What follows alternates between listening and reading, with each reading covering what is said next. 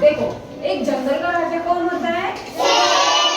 शेर। धीरे बोलो। शेर होता है। तो वो क्या हुआ था, जंगल में उसकी गुफा के बाहर में बैठा हुआ था। क्या कर रहा था? गुफा के बाहर बैठा हुआ था। और जो शेर था ना, वो बहुत कमजोर। कैसा था? कमजोर और थोड़ा बूढ़ा हो गया था। क्या हो गया था? बूढ़ा हो गया था। तो वो बूढ़ा हो गया तो वो क्या करता था? उससे शिकार नहीं होता था। क्या नहीं होता था? शिकार। तो फिर उसको क्या लगती थी? भूख लगती थी। क्या लगती थी?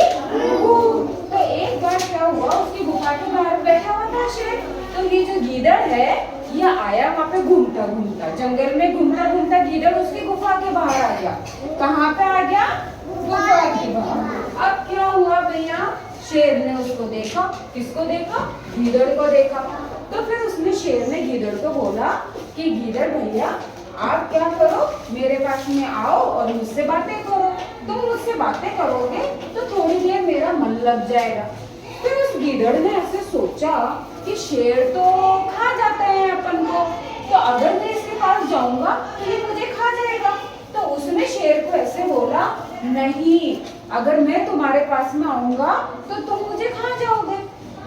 उस शेर ने बोला, मैं कितना बूढ़ा हूँ, मैं तुम्हें नहीं खाऊंगा, तुम मेरे पास आ जाओ।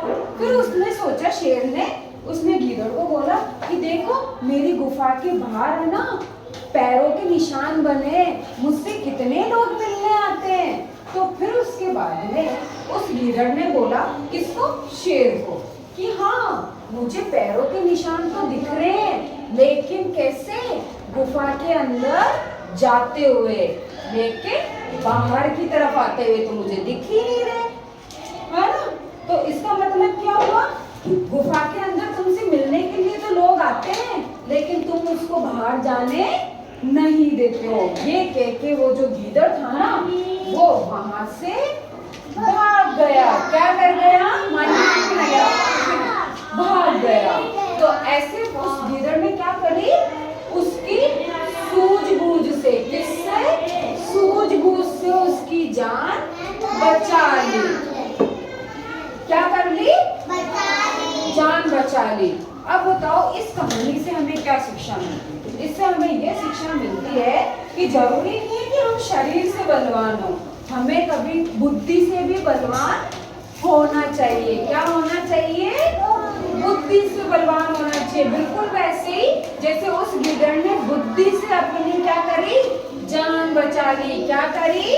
जान बचा ली। हाँ, अब बताओ, तुम बताओ कि जंगल का राजा कौन होता है?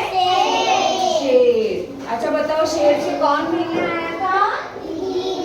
गीदड़। अच्छा बताओ, गीदड़ ने किसका यूज करा, किसका प्रयोग करा? दिमाग का, उसके दिमाग का और उसकी बुद्धि का। और फिर उसने क्या करा? अपनी जान बचा ली। तो फिर इससे क्या शिक्षा मिलती है? कि हमें शरीर से नहीं, बुद्धि से बलवान होना चाहिए। किससे? बुद्धि से। अच्छी लगी कहानी? सबको समझ में आई? Okay, very good.